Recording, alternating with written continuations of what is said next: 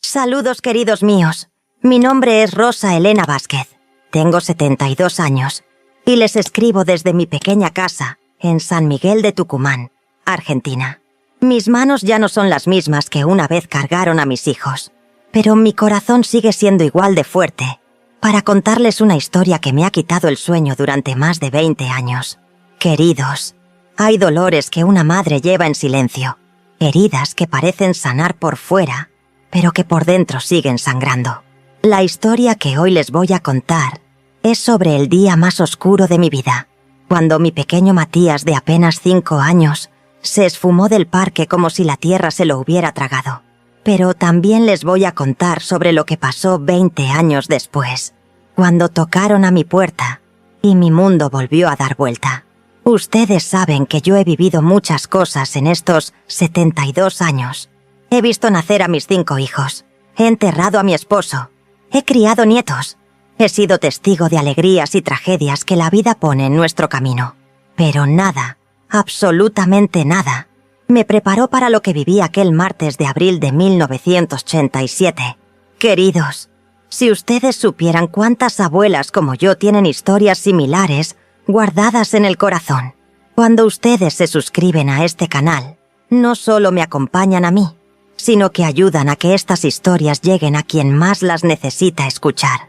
Cada suscripción es como encender una velita en la oscuridad de alguien más. Por favor, antes de que continúe con esta historia que me duele tanto contar, toquen ese botón de suscribirse. Es gratis, pero para nosotras las abuelas vale oro. Y en los comentarios díganme, ¿ustedes también tienen una abuela con historias que contar? Compartan desde qué rincón del mundo nos están escuchando. Respiren hondo conmigo, porque lo que les voy a contar va a tocar las fibras más profundas de su alma. Era el año 1987 y yo tenía 39 años. Argentina vivía tiempos difíciles, pero en nuestra pequeña casa de la calle Salta, en el barrio de Villa Mariano Moreno, intentábamos mantener la esperanza viva. Mi esposo Roberto trabajaba en la fábrica textil del pueblo. Salía antes del amanecer y regresaba cuando ya habíamos cenado. Eran tiempos en los que un hombre tenía que trabajar doble para mantener a su familia, y Roberto nunca se quejaba. Nuestra casa era sencilla pero llena de vida. Tenía 2 dormitorios pequeños, una sala donde cabíamos todos apretujados para ver la televisión, y una cocina que era el corazón del hogar. El patio trasero tenía un limonero que mi suegra había plantado años atrás, y bajo su sombra era donde yo tendía la ropa y donde los niños jugaban en las tardes de verano. El olor a jazmín del cerco se mezclaba siempre con el aroma del guiso que tenía en el fuego, creando esa fragancia única que solo tienen los hogares donde hay amor verdadero.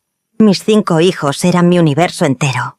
La mayor era Claudia, de 15 años, una señorita preciosa con los ojos verdes de su padre y mi carácter fuerte. Ella me ayudaba con los más pequeños y ya empezaba a charlar de novios, cosa que me ponía los nervios de punta. Después venía Fernando, de 13 años, todo un adolescente rebelde que vivía pensando en el fútbol y en escaparse con sus amigos al río. Tenía esa sonrisa pícara que derretía mi enojo cuando llegaba tarde a casa. La tercera era mi Soledad, de 9 años, mi niña artista. Siempre estaba dibujando o inventando canciones. Tenía una imaginación que me sorprendía cada día. Era la más parecida a mí en carácter, observadora y sensible. Le encantaba ayudarme en la cocina, y era la única que lograba que sus hermanos varones se comportaran cuando yo no estaba. Después venía Sebastián, de 7 años, mi pequeño inventor. Todo lo desarmaba para ver cómo funcionaba por dentro. Mi Roberto decía que iba a ser ingeniero, porque no había juguete que no desmontara para entender sus secretos. Era flaquito como un palillo, pero tenía una energía que agotaba a cualquiera. Sus ojos chocolate brillaban de curiosidad desde que se levantaba hasta que se dormía. Y mi bebé, mi pequeño Matías de 5 años, era mi sombra, mi compañía constante. Tenía el pelo rizado y dorado como el sol, y unos ojos azules que había heredado de mi abuela italiana. Era el más dulce de todos, siempre pegado a mis faldas, siempre con ganas de ayudar en todo. Cuando yo cocinaba, él arrastraba una silla para estar a mi altura. Cuando yo limpiaba, Él tenía su trapo pequeñito para imitar cada movimiento.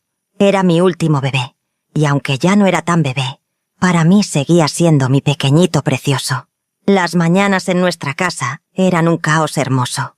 A las 6 sonaba el despertador, y yo me levantaba primero para preparar el mate y empezar el desayuno. El olor a pan tostado y dulce de leche llenaba la casa, mientras Roberto se alistaba para el trabajo. Los niños iban despertando de a poco, cada uno con su ritmo y su humor particular.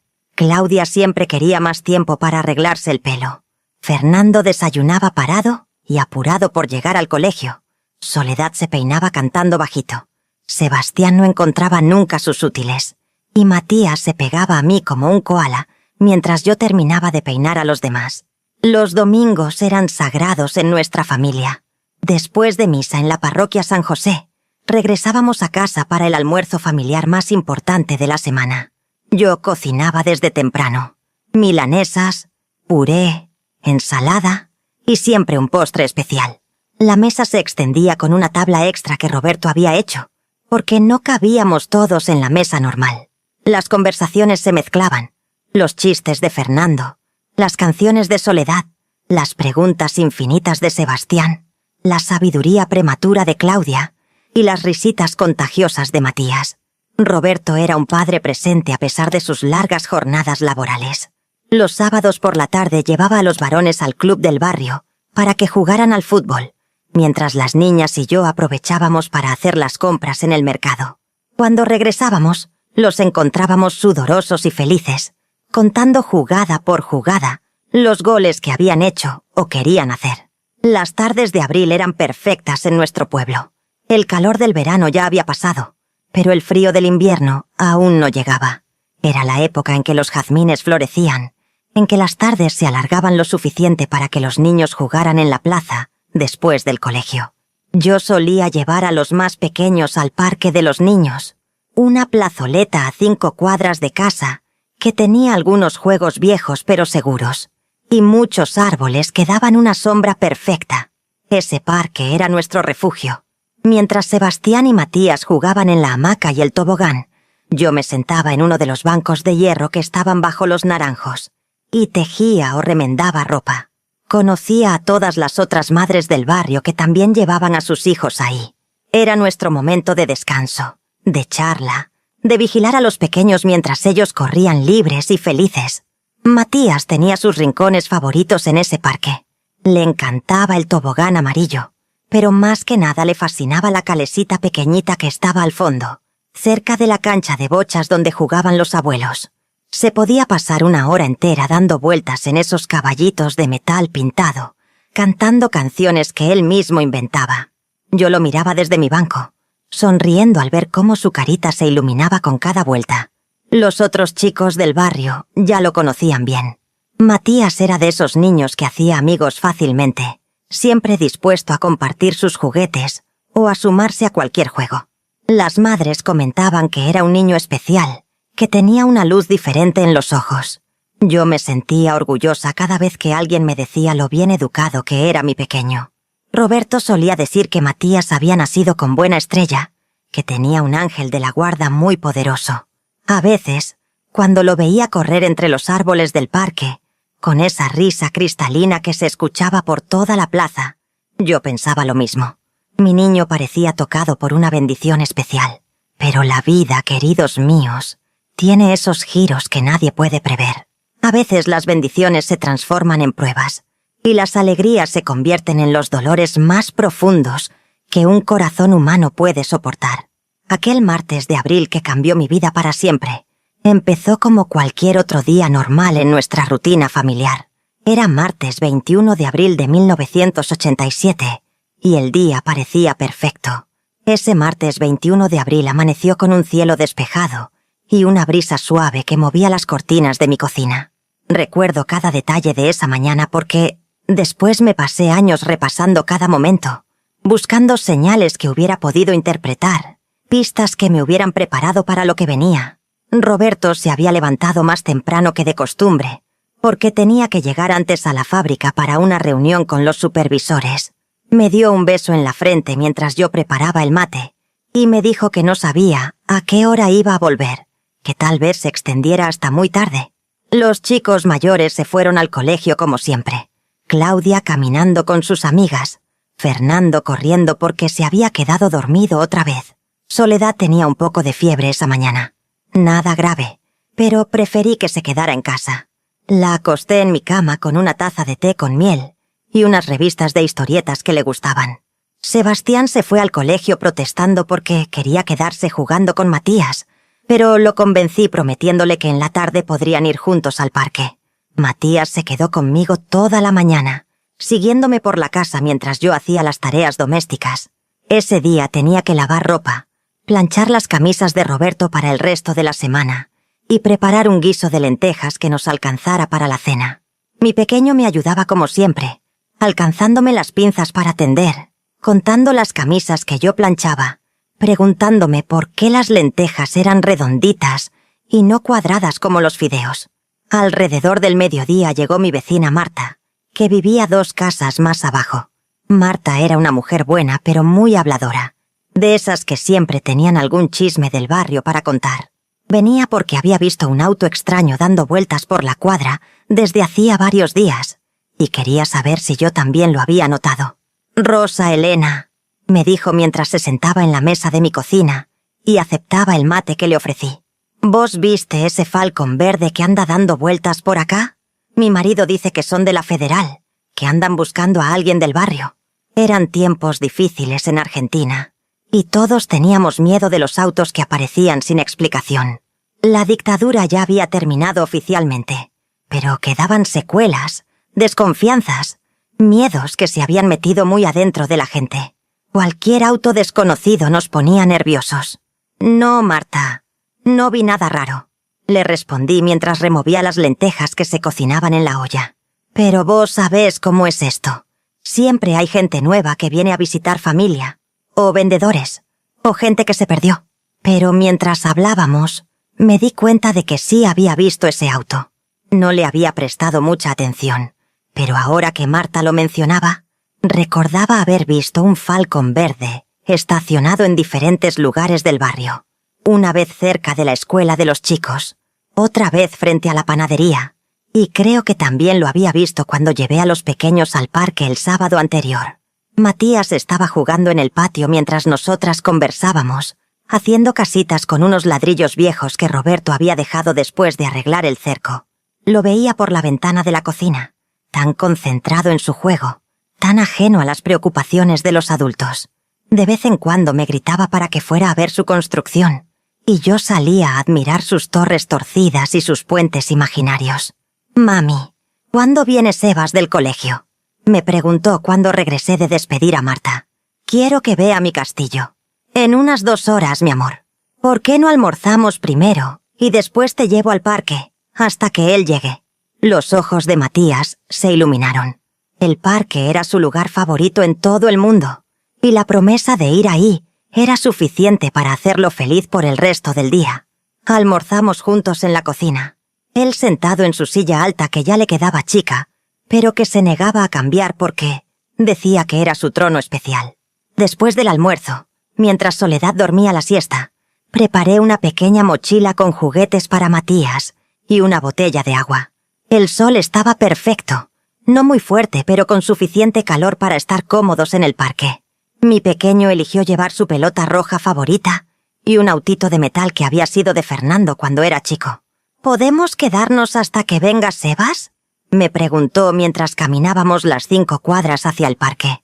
Su manita en la mía era tibia y confiada, y él iba saltando de tanto en tanto para pisar las líneas de las baldosas, un juego que había inventado y que practicaba cada vez que salíamos. «Sí, mi amor, nos quedamos hasta que venga tu hermano». El parque de los niños estaba más tranquilo que de costumbre esa tarde. Había solo otras 2 madres con sus hijos y un grupo de abuelos jugando a las cartas bajo los árboles del fondo. Reconocí a la señora Petrona, que cuidaba a sus nietos mientras su hija trabajaba, y a Mercedes, una mujer joven que había llegado al barrio hacía poco con su bebé. Me senté en mi banco habitual, el que estaba bajo el naranjo más grande, desde donde podía ver todos los juegos. Saqué mi tejido de la cartera. Estaba haciendo un pullover para Matías para el invierno que se venía, y me acomodé para disfrutar de esa tarde tranquila. Matías se fue directo a su querido tobogán amarillo. Subía y bajaba, cada vez riéndose como si fuera la primera vez que lo hacía. Después se fue hacia los columpios, donde se encontró con Lupita, la nieta de la señora Petrona, y empezaron a columpiarse juntos, tratando de ver quién llegaba más alto. «Mami, mira qué alto llego», me gritaba desde el columpio, y yo levantaba la vista de mi tejido para hacerle señas y sonreírle.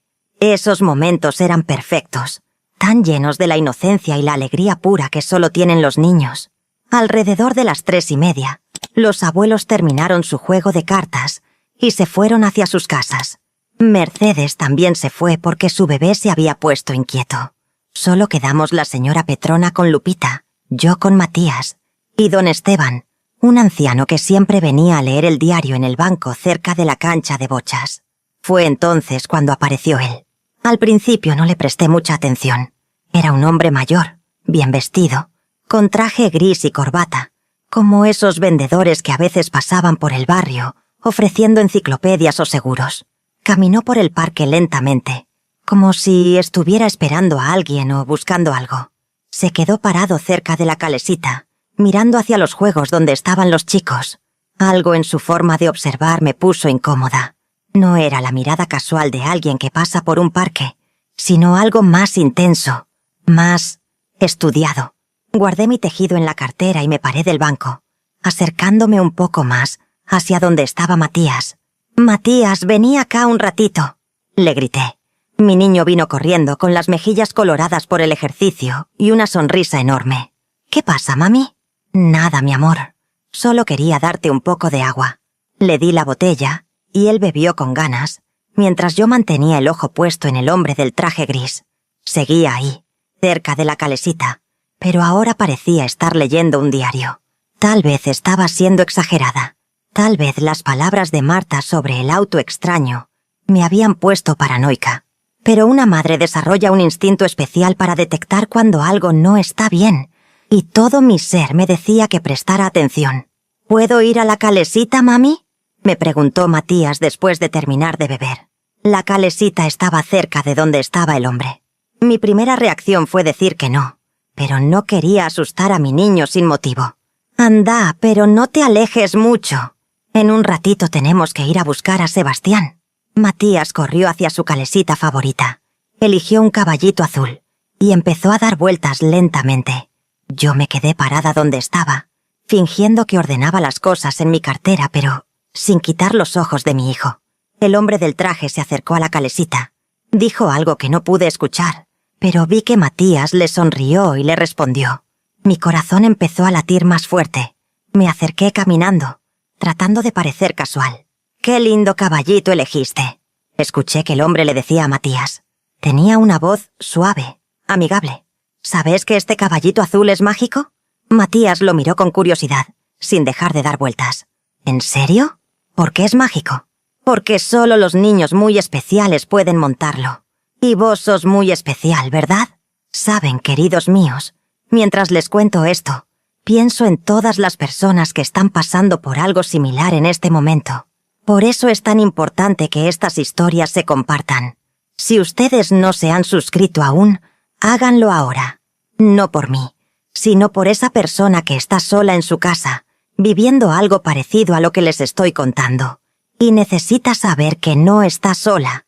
Su suscripción hace que YouTube lleve estas palabras a quien más las necesita. Y díganme en los comentarios, ¿alguna vez sintieron que algo malo se acercaba pero no sabían qué? Ya estaba lo suficientemente cerca para intervenir. «Matías, ya es hora de irnos», le dije con voz firme pero calmada. El hombre me miró y me sonrió. «Qué niño tan hermoso tiene, señora. Se nota que está muy bien educado». «Gracias», respondí secamente, tomando a Matías de la mano para bajarlo de la calesita. Algo en los ojos de ese hombre me perturbaba profundamente. «No se vayan todavía», dijo el hombre. Justo le estaba contando a su hijito sobre los caballitos mágicos. «¿Verdad que te gustó la historia, Matías?» Mi sangre se heló. Yo no le había dicho el nombre de mi hijo a ese hombre. «¿Cómo sabe el nombre de mi hijo?», le pregunté al hombre, apretando la mano de Matías más fuerte. Mi voz sonó más aguda de lo que quería, y pude sentir cómo el miedo empezaba a trepar por mi garganta. El hombre pareció darse cuenta de su error. Su sonrisa se volvió un poco forzada, y se pasó la mano por el pelo gris. «Ah, disculpe, señora. Creo que lo escuché cuando usted le gritó antes. Tengo muy buena memoria para los nombres. Era cierto que yo había gritado el nombre de Matías, pero había sido hace más de media hora, cuando le pedí que viniera a tomar agua. ¿Por qué este hombre habría estado prestando tanta atención como para recordarlo? Mami, ¿por qué apretás tan fuerte?», me preguntó Matías, tratando de aflojar mi agarre en su manita. «Es que ya tenemos que irnos, mi amor». Miré al hombre una vez más. «Buenas tardes». Empecé a caminar hacia la salida del parque, pero el hombre caminó junto a nosotros. «Señora, no se vaya tan rápido. Solo quería conversar un poco. Es que su hijo me recordó mucho a mi nieto, que vive lejos y no veo hace tiempo». Había algo en su tono que sonaba ensayado, como si hubiera practicado esas palabras antes, y seguía caminando muy cerca de nosotros, demasiado cerca para mi gusto. «Disculpe, pero tengo que ir a buscar a mi otro hijo al colegio», le dije apurando el paso. «¿Al colegio? ¿A cuál va? Yo conozco bien el barrio. Tal vez pueda acompañarlos». Ahí fue cuando supe con certeza que algo estaba muy mal. Este hombre no solo sabía el nombre de Matías sin que se lo dijera, sino que ahora quería saber a qué colegio iba Sebastián, y quería acompañarnos. «No, gracias. Conocemos el camino», le respondí, y prácticamente levanté a Matías en brazos para caminar más rápido. El hombre se quedó parado en el centro del parque, mirándome partir. Cuando llegué a la esquina, me di vuelta para verificar si nos seguía. Estaba parado exactamente en el mismo lugar, pero tenía un teléfono en la mano y parecía estar hablando con alguien. En 1987 los teléfonos celulares no eran comunes como ahora. Los únicos que tenían eran gente muy rica o gente que trabajaba en cosas especiales. Ver a ese hombre con un teléfono en pleno parque me confirmó que definitivamente no era un vecino común del barrio. «Mami, ¿por qué corrimos?», me preguntó Matías mientras caminábamos hacia la escuela de Sebastián. «No corrimos, mi amor. Solo teníamos un poco de apuro». Traté de sonar tranquila, pero mi corazón latía tan fuerte que sentía que se me iba a salir del pecho. En el camino al colegio no pude dejar de mirar hacia atrás varias veces. No vi al hombre del traje, pero sí vi algo que me preocupó aún más. El Falcon verde del que había hablado Marta estaba estacionado a 2 cuadras del parque, y había alguien adentro. Llegamos al colegio justo cuando sonaba la campana de salida. Sebastián salió corriendo como siempre, con la mochila colgando de un hombro y los cordones de las zapatillas desatados. Cuando me vio con Matías en brazos, se sorprendió. «¿Por qué trajiste a Mati al colegio, ma?» «Veníamos del parque y decidimos venir a buscarte», le dije tratando de sonar normal. «Vamos a casa que Soledad debe estar despertándose de la siesta». Los 3 caminamos hacia casa, pero yo no podía dejar de mirar por encima del hombro. Sebastián y Matías iban conversando sobre los juegos del parque, sobre el castillo de ladrillos que Matías había construido en la mañana, sobre si iban a poder volver al parque después de la merienda. Voces inocentes, ajenas al miedo que me estaba carcomiendo por dentro. Cuando llegamos a casa, Soledad ya estaba despierta y se sentía mucho mejor. La fiebre había desaparecido y tenía ganas de jugar con sus hermanos.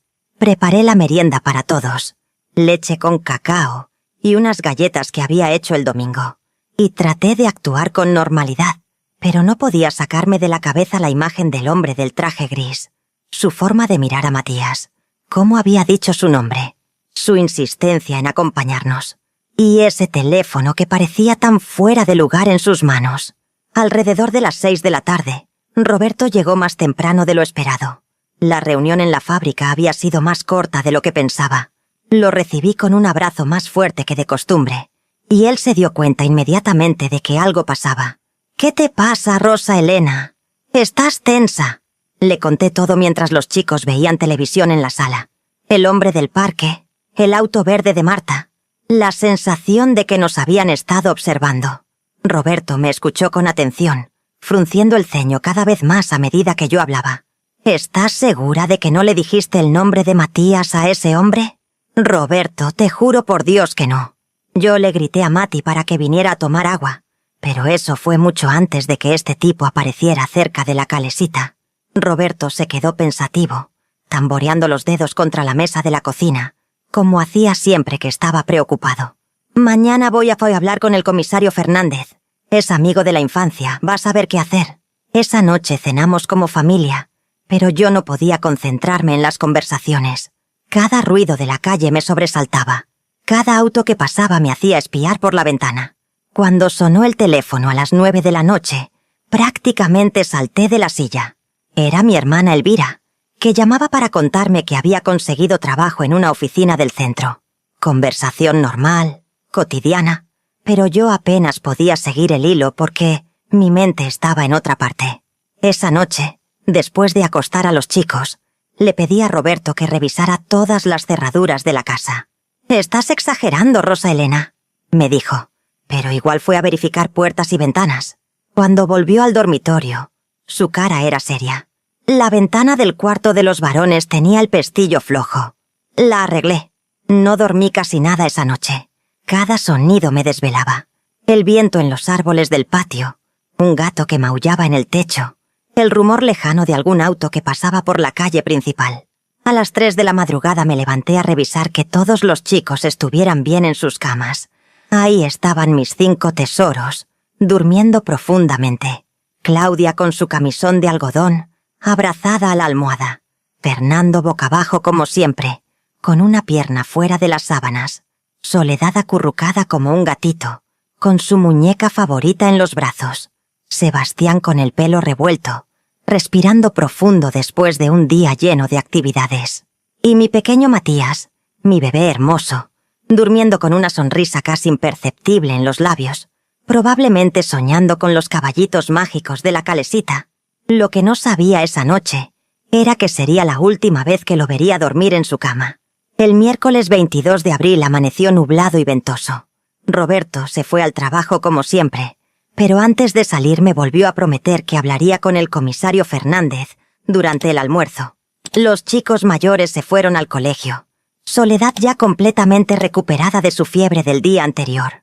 Sebastián y Matías jugaron toda la mañana en el patio, construyendo una ciudad entera con los ladrillos, las tapitas de gaseosa que habíamos juntado y unos palitos que Roberto había traído de la fábrica. Los escuchaba reírse y discutir sobre dónde iba cada edificio, sobre cómo hacer las calles para que pasaran los autitos, sobre qué personajes vivían en cada casa. A las 11 de la mañana tocaron el timbre. Era Marta otra vez, pero esta vez venía con noticias más concretas sobre el auto verde. «Rosa Elena, mi cuñado que trabaja en la municipalidad me dijo que ese Falcon está registrado con patente falsa. Lo vieron merodeando no solo por acá, sino también por el barrio de la estación y cerca de la escuela técnica». El estómago se me hizo un nudo. ¿Patente falsa? ¿Qué significa eso? Que esa gente no quiere que los identifiquen. Y vos sabés que la única gente que usa patentes falsas son los que andan en cosas raras. Después de que Marta se fue, traté de mantenerme ocupada con los quehaceres domésticos, pero la ansiedad me carcomía por dentro. Cada tanto salía al patio para verificar que los chicos siguieran ahí, jugando seguros entre las 4 paredes de nuestro hogar. A las 12:30, Sebastián me pidió permiso para ir a la casa de su amigo Julián, que vivía a 3 cuadras. Julián había conseguido un juego nuevo de autitos y quería mostrárselo. «No, Sebas, hoy quédate en casa». «Pero, ma, ¿por qué? Ayer dijiste que podía ir cuando quisiera». No podía explicarle mis miedos sin asustarlo. «Porque tu papá va a llegar temprano y quiere hablar con vos sobre el fútbol». Era mentira, pero funcionó. Sebastián se resignó y siguió jugando con Matías en el patio. Pero a la 1:30, cuando estaba preparando el almuerzo, Matías entró a la cocina con una cara de tristeza que me partió el corazón. «Mami, ¿podemos ir al parque después de almorzar? Quiero ver si están los caballitos mágicos». Todavía tenía en la cabeza las palabras del hombre del traje gris. «No, mi amor, hoy no vamos al parque. Podemos jugar en el patio». «Pero, mami, el señor de ayer me dijo que hoy iba a estar ahí para contarme más cosas sobre los caballitos. Me prometió que me iba a enseñar cuál era el más rápido». Mi sangre se heló. ¿Cuándo te dijo eso, Matías? Ayer, cuando vos fuiste a buscar la cartera al banco. Él me dijo que era un secreto entre nosotros. El mundo se me vino abajo. Yo no había ido a buscar ninguna cartera a ningún banco. Ese hombre le había hablado a mi hijo cuando yo no estaba mirando, y le había pedido que guardara el secreto. Lo que nadie sabía era que esa conversación secreta era solo el comienzo de algo mucho más terrible. Me quedé paralizada en la cocina, con la cuchara de madera en la mano, tratando de procesar lo que Matías acababa de decirme. Ese hombre le había hablado cuando yo no estaba mirando. Le había hecho prometer que guardara el secreto. Y ahora mi niño esperaba encontrarlo otra vez en el parque. «Matías, mi amor, vení acá», le dije tratando de controlar el temblor en mi voz. Lo senté en una silla de la cocina y me puse a su altura. «¿Qué más te dijo ese señor?» Los ojos azules de mi pequeño se iluminaron, como siempre que tenía la oportunidad de contar algo que consideraba especial. Me dijo que él conocía muchos parques con caballitos mágicos y que si yo era un niño bueno, me podía llevar a conocerlos. También me dijo que tenía dulces en su auto, de esos que vienen de otros países. Cada palabra era como una puñalada en mi corazón. «¿Y qué más, mi amor? ¿Te dijo algo sobre su auto?» «Sí, me dijo que era verde como los cocodrilos y que adentro tenía juguetes que nunca había visto ningún chico de acá. Me dijo que su trabajo era buscar niños especiales para llevarlos a lugares donde había más juguetes de los que podía contar». Dios mío, este hombre había estado preparando a mi hijo. Lo había elegido. Había estudiado sus reacciones. Había plantado la semilla de la tentación en su mente inocente. Y yo no me había dado cuenta hasta ahora. «Matías, escúchame bien», le dije tomando sus manitas entre las mías. «Nunca, pero nunca, te alejes de mami. Y si ves a ese señor otra vez, vos gritás fuerte y venís corriendo hacia mí. ¿Entendés? Pero mami, él es bueno. Me dijo que era amigo de vos y de papi. No, mi amor, él no es nuestro amigo. Los adultos que son nuestros amigos nunca les piden a los chicos que guarden secretos». Matías frunció el ceño confundido. Su mundo todavía era uno donde los adultos decían la verdad, donde las personas mayores eran automáticamente confiables. No entendía por qué ese señor tan amable que le había prometido caballitos mágicos podía ser peligroso. Corrí al teléfono y llamé a la fábrica donde trabajaba Roberto. La secretaria me dijo que estaba en una reunión, pero cuando le expliqué que era una emergencia familiar, me lo pasó inmediatamente. «Roberto, tenés que venir a casa ahora», le dije sin preámbulos. «¿Qué pasó? ¿Están bien los chicos?» Ese hombre del parque le habló a Matías cuando yo no estaba mirando. Le hizo promesas, Roberto. Le dijo que lo iba a llevar a otros lugares. «Tenés que venir ya. Salgo para allá. No dejes que los chicos salgan de la casa por ningún motivo». Mientras esperaba a Roberto, llamé a la escuela de Claudia y Fernando para pedirles que no los dejaran salir hasta que fuéramos a buscarlos personalmente. La directora, la señora Morales, era una mujer comprensiva que había criado 5 hijos propios.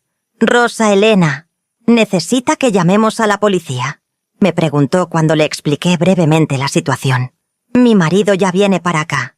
Si en una hora no aparecemos por la escuela, sí, llamen a la policía». Roberto llegó a casa en tiempo récord, con la camisa arrugada y el pelo despeinado, de haberse venido corriendo desde la parada del colectivo. Cuando entró por la puerta, yo estaba sentada en la sala con Sebastián y Matías, uno a cada lado, agarrándolos como si fueran a desaparecer si los soltaba. «Contame todo otra vez», me dijo, después de saludar a los chicos y mandarlos a jugar al cuarto. Le repetí cada detalle de la conversación con Matías, cada palabra que el niño recordaba del encuentro secreto con el hombre del traje gris. Roberto escuchaba con la mandíbula apretada, y pude ver cómo la furia iba creciendo en sus ojos. «Ese hijo de puta está preparando a nuestro hijo», murmuró entre dientes. «Vamos a la comisaría ahora mismo». «¿Y los chicos?» «Los llevamos a todos. No se quedan solos ni un minuto más».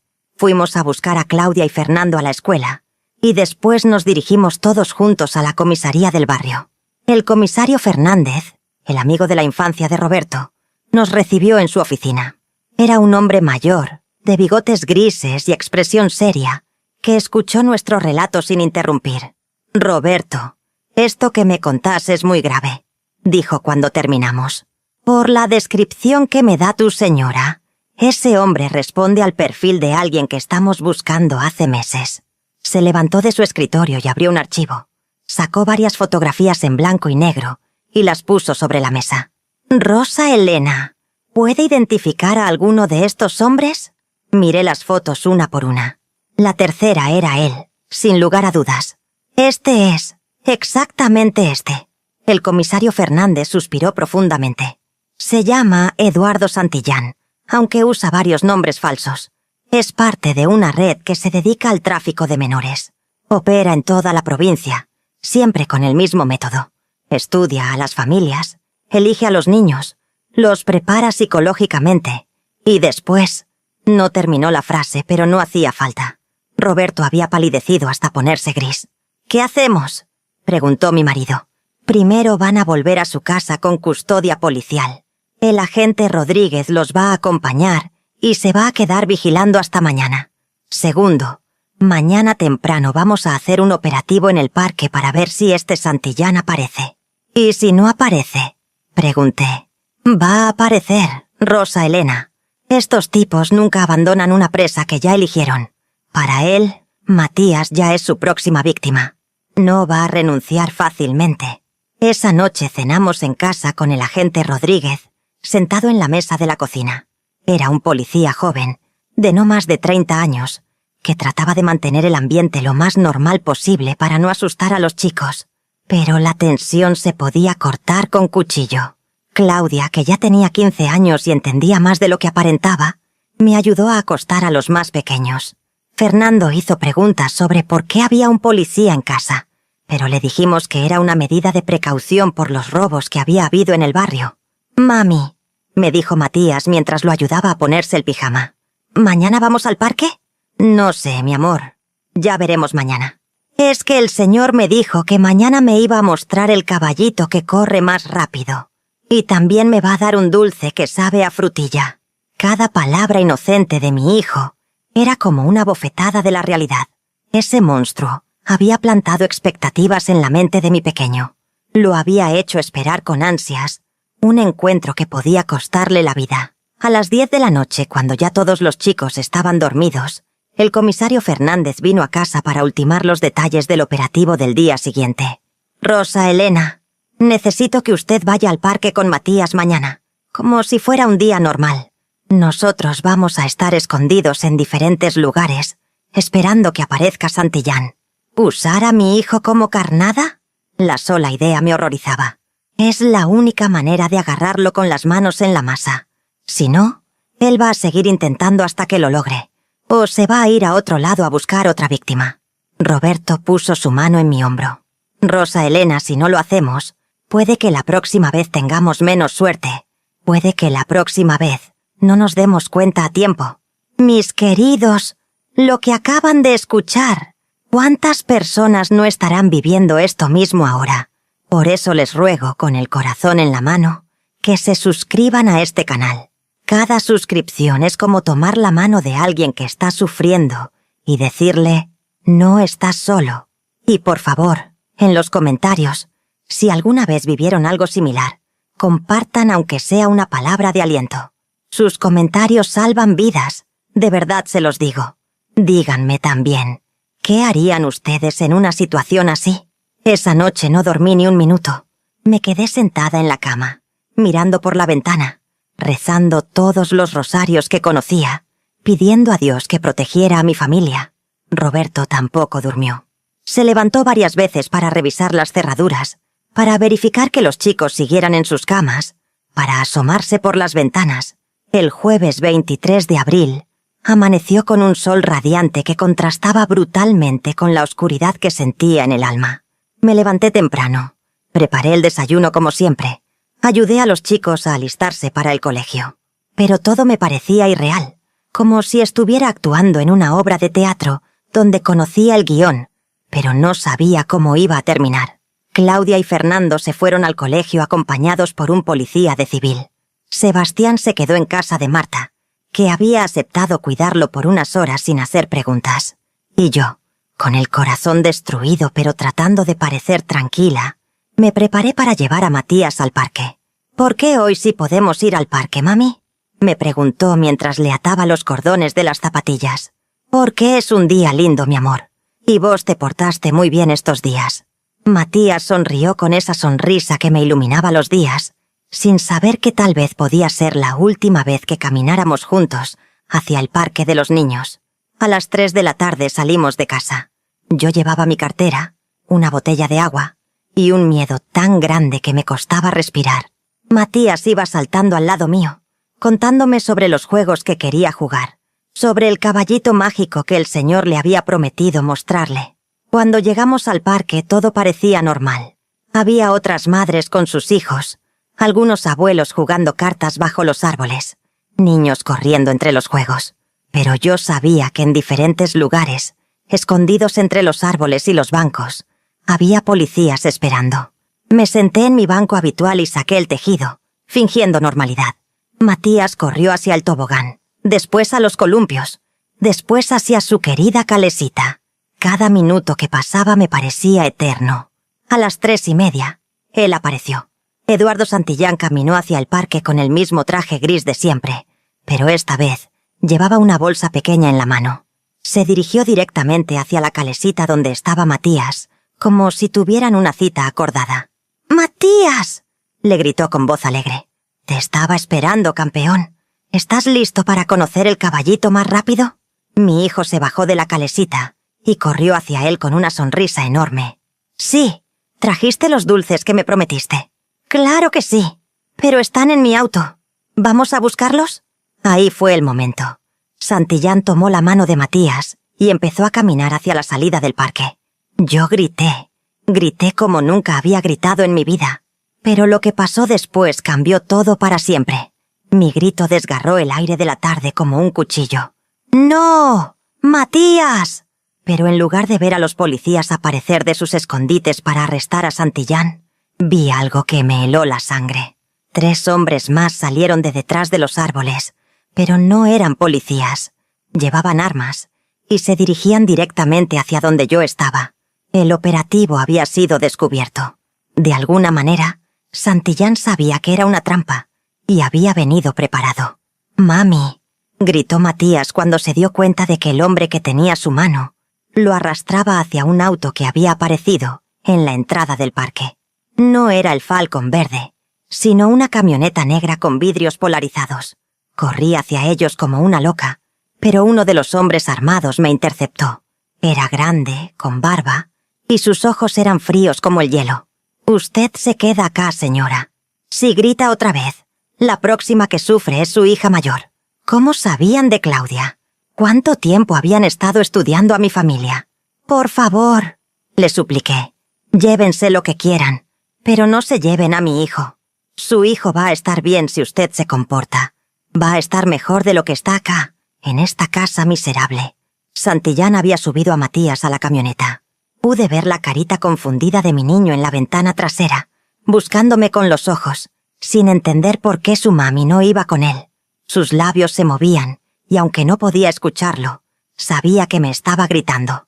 «¡Matías! ¡Mami viene por vos!», le grité con todas mis fuerzas. La camioneta arrancó y se alejó por la calle principal. El hombre que me tenía amenazada se acercó más, y me habló en voz baja, para que nadie más pudiera escuchar. «Rosa Elena Vázquez, de la calle Salta 204. Su esposo Roberto trabaja en la Textil Artigas. Su hija Claudia va al Colegio Nacional. Su hijo Fernando al técnico. También tiene una niña, Soledad, y otro varón, Sebastián. Conocemos cada movimiento de su familia desde hace 2 meses. Me temblaron las piernas. No solo habían secuestrado a Matías, sino que tenían información detallada sobre todos nosotros. «¿Qué quieren?», logré susurrar. «Por ahora nada. Su hijo va a estar bien mientras usted no hable con la policía. Si aparece un solo policía cerca de su casa, si hace una sola denuncia, si cuenta esta conversación a alguien, Matías desaparece para siempre. ¿Entiende?».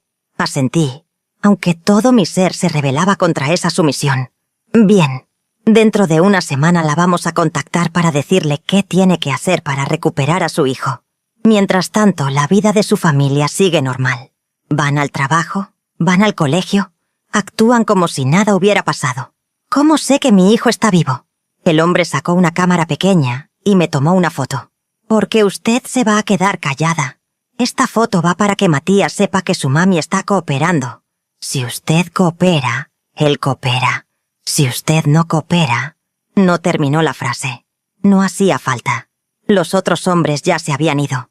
El parque, que minutos antes parecía normal, ahora se veía desolado. Las otras madres habían desaparecido con sus hijos, como si hubieran sentido instintivamente que algo terrible había pasado. Me quedé sola en el parque, parada como una estatua, tratando de procesar lo que acababa de vivir. Mi hijo había sido secuestrado delante de mis ojos, y yo no podía hacer nada. No podía gritar, no podía llamar a la policía, no podía ni siquiera correr a casa para abrazar a mis otros hijos. ¿Dónde estaban los policías del operativo? ¿Por qué no habían aparecido? ¿Habían estado ahí realmente? ¿O todo había sido una mentira del comisario Fernández? Caminé hacia casa como un zombi. Cada paso era una tortura, porque me alejaba del lugar donde había visto a mi hijo por última vez. Pero no tenía otra opción. Si quería volver a ver a Matías vivo, tenía que seguir las reglas que me habían impuesto. Cuando llegué a casa, Roberto ya estaba ahí. Su cara se descompuso cuando me vio entrar sola. ¿Dónde está Matías? Me desplomé en sus brazos y lloré como nunca había llorado en mi vida. Entre sollozos, le conté todo lo que había pasado. Cada palabra, cada amenaza, cada detalle del secuestro. Roberto se puso blanco como un papel. Voy a llamar a Fernández. No. Lo agarré del brazo. Dijeron que si hablamos con la policía, Matías desaparece para siempre. Dijeron que conocen todos nuestros movimientos. Rosa Elena, no podemos quedarnos de brazos cruzados. Tampoco podemos arriesgar la vida de nuestro hijo. En ese momento llegó Marta con Sebastián. El niño entró corriendo a la casa, buscando a su hermano menor. ¿Dónde está Mati? ¿Por qué no fue al parque conmigo? ¿Cómo le explicas a un niño de 7 años que su hermano menor ha desaparecido? ¿Cómo le dices que tal vez no lo vuelva a ver nunca más? Matías se fue con unos... amigos, logré decir. Va a volver pronto. Sebastián frunció el ceño. ¿Qué amigos? Matías no tiene amigos grandes. Roberto se hizo cargo. Son amigos nuestros, Sebas. Unos primos que vinieron de visita. Era mentira, pero era la única manera de proteger a nuestros otros hijos de la verdad horrible que estábamos viviendo. Cuando Claudia y Fernando llegaron del colegio, tuvimos que repetir la misma mentira. Claudia, con sus 15 años, sospechó inmediatamente que algo estaba mal, pero cuando le hice señas discretas de que no preguntara, entendió que había algo que no podía decir delante de los más pequeños. Esa primera noche sin Matías fue la más larga de mi vida. Me quedé despierta hasta el amanecer, mirando por la ventana, esperando que tal vez apareciera caminando por la vereda. Esperando que todo hubiera sido una pesadilla horrible. Roberto tampoco durmió. Se paseaba por la casa como un león enjaulado, abriendo y cerrando los puños, murmurando entre dientes que tenía que hacer algo, que no podía quedarse de brazos cruzados, mientras su hijo estaba en manos de esos monstruos. Al día siguiente, viernes, intentamos mantener la rutina normal. Los chicos fueron al colegio, Roberto fue al trabajo, yo hice las tareas de la casa, pero todo era mecánico, automático. Era como si estuviéramos actuando una obra de teatro muy mala. Sebastián preguntó varias veces cuándo iba a volver Matías. Fernando quiso saber por qué sus primos se habían llevado solo a Matías y no a él también.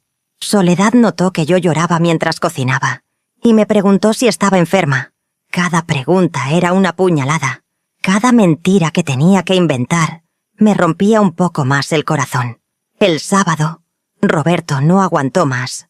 Rosa Elena, voy a ir a hablar con Fernández. No me importa lo que hayan dicho esos hijos de puta. No podemos dejar que se lleven a nuestro hijo así como así. Roberto, por favor, esperemos la llamada que prometieron hacer. ¿Y si no llaman? ¿Y si ya se llevaron a Matías lejos de acá? ¿Y si...? No terminó la frase, pero ambos sabíamos qué era lo que no quería decir. Esa tarde, mientras los chicos jugaban en el patio, sonó el teléfono. Corrí a atenderlo con el corazón en la garganta. Rosa Elena. Era una voz de mujer. fría y calculadora. Su hijo está bien, por ahora. ¿Puedo hablar con él? ¿Puedo escuchar su voz? No, pero si quiere volver a verlo, escuche atentamente lo que le voy a decir. La mujer me explicó que tenía que retirar todos los ahorros familiares del banco. También tenía que empeñar las joyas de mi madre que guardaba para Claudia, y la cadena de oro que Roberto me había regalado para nuestro 10º aniversario. Todo el dinero tenía que entregarlo el martes siguiente, a las 6 de la tarde, en la terminal de ómnibus. ¿Cuánto dinero es?, preguntó Roberto cuando le conté la conversación. Hicimos cuentas. Los ahorros del banco eran 50.000 australes. Las joyas podían valer otros 30.000.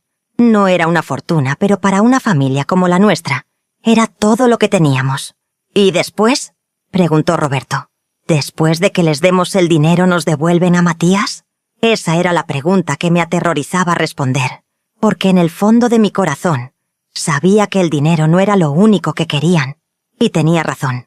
Pero lo que descubrí el martes en la terminal de ómnibus superó mis peores pesadillas. El martes 28 de abril llegué a la terminal de ómnibus con una valija pequeña que contenía toda nuestra vida ahorrada, 50.000 australes en billetes arrugados y el dinero de las joyas de mi madre que había empeñado esa misma mañana con el corazón destrozado. Roberto quería acompañarme, pero la voz de la mujer había sido clara. Tenía que ir sola o no volvería a ver a Matías.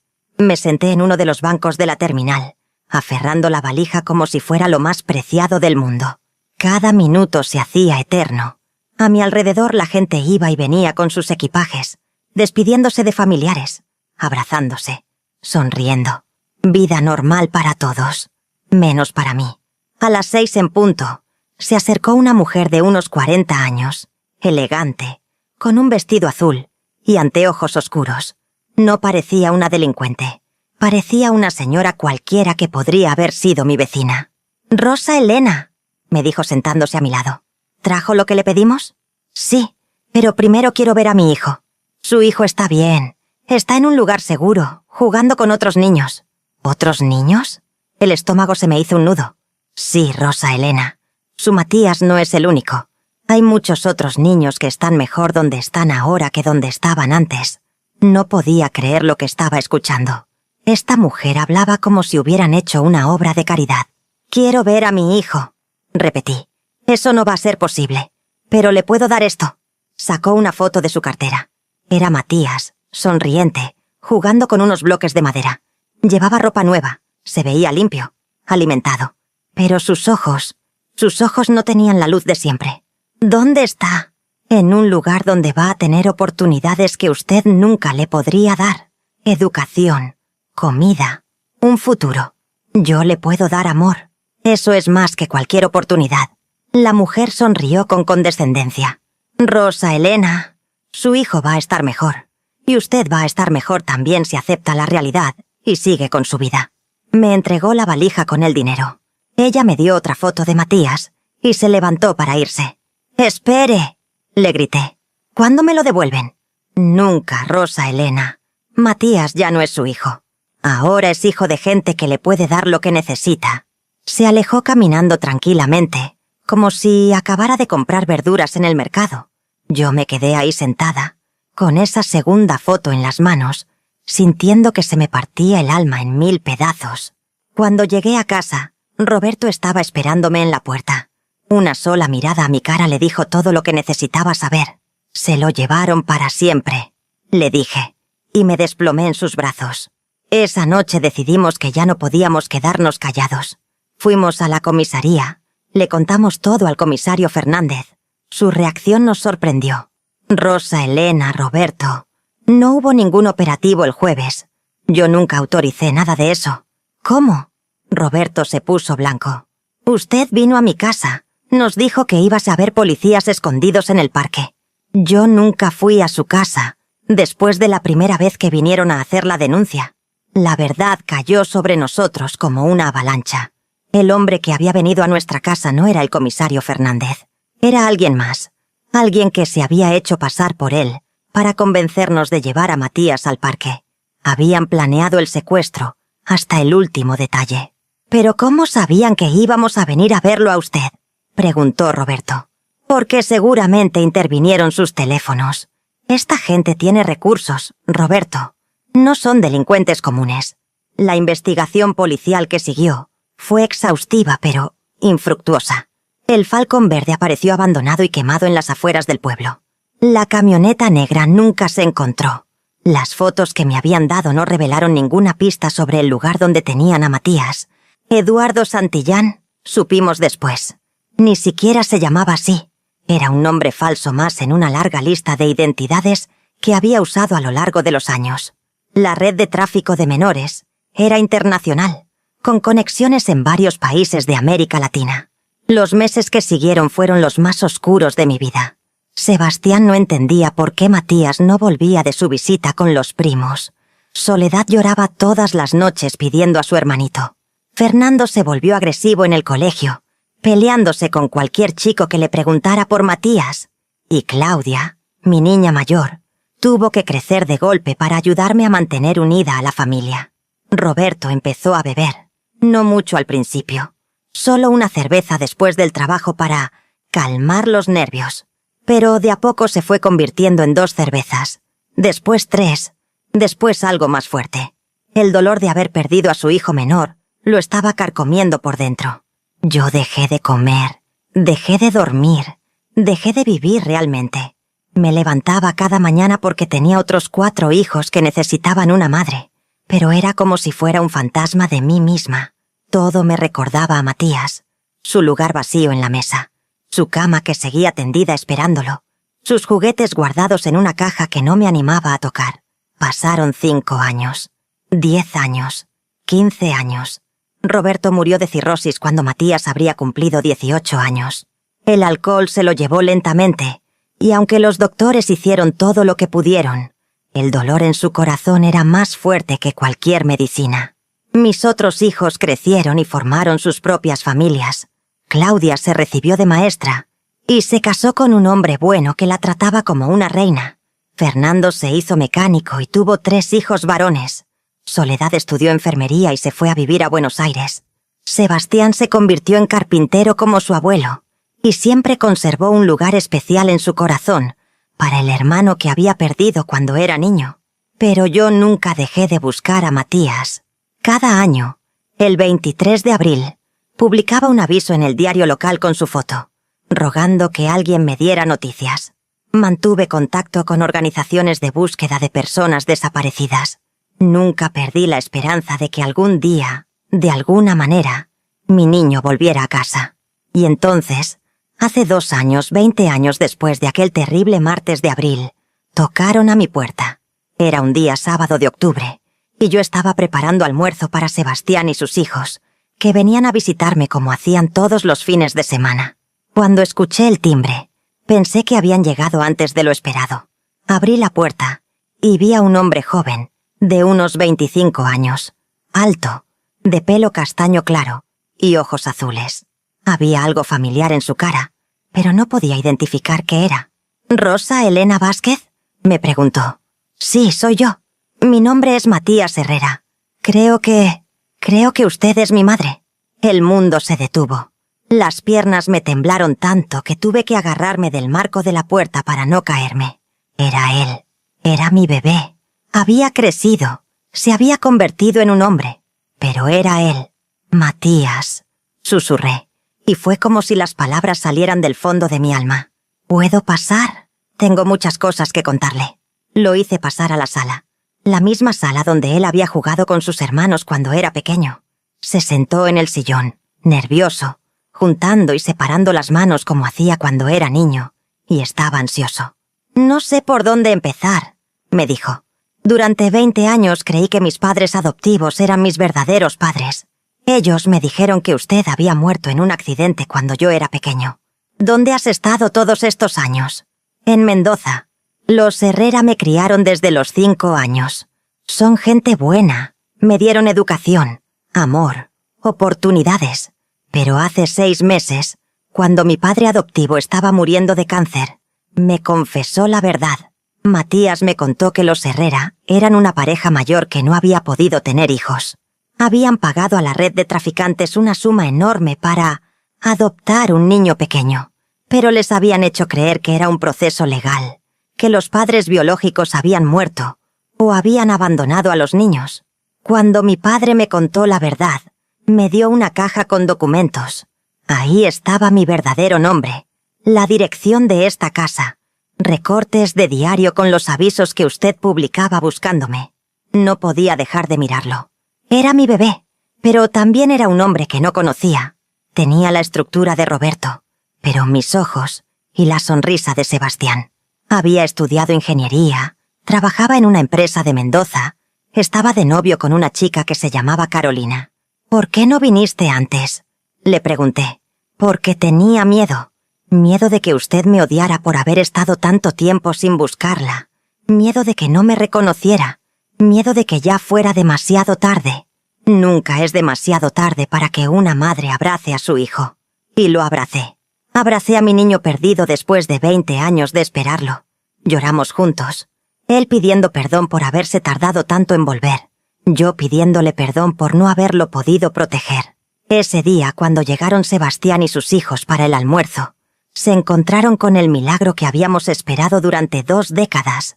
Sebastián abrazó a su hermano mayor con lágrimas en los ojos, y mis nietos conocieron al tío que solo existía en las fotos familiares. Llamamos a Claudia, Fernando y Soledad. En pocas horas toda la familia estaba reunida otra vez. Matías conoció a sus cuñados, a sus sobrinos, a la familia que había crecido sin él, pero que nunca lo había olvidado. No fue fácil reconstruir la relación.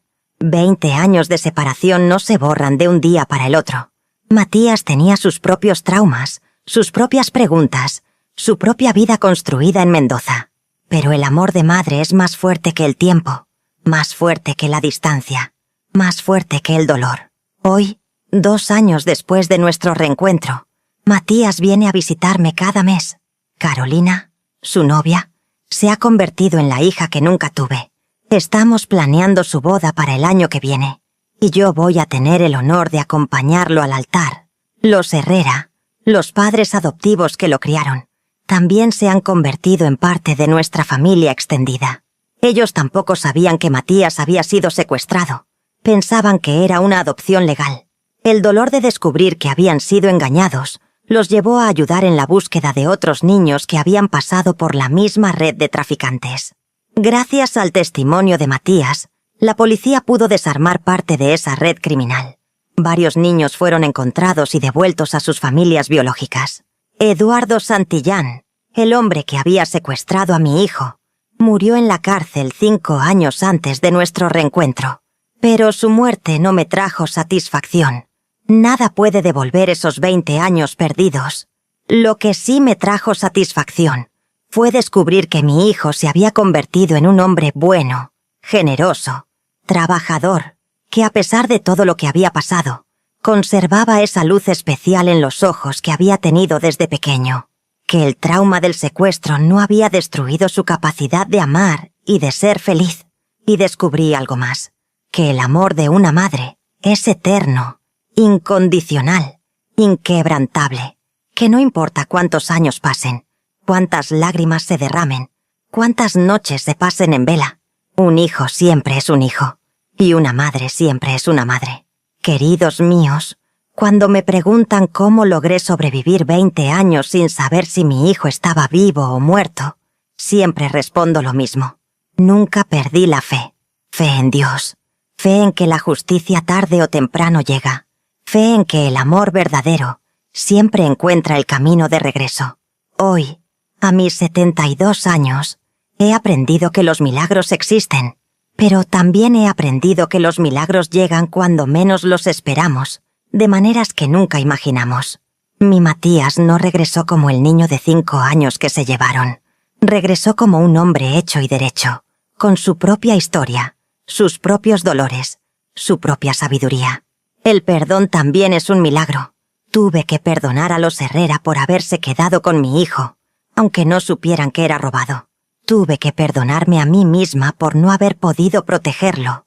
Y tuve que enseñar a Matías a perdonarse por haber tardado tanto en buscarme. Pero la lección más importante que les puedo dejar es esta. Nunca pierdan la esperanza. No importa qué tan oscuro se vea el camino. No importa cuántas veces las puertas se cierren en sus caras. No importa cuánta gente les diga que ya es tiempo de rendirse.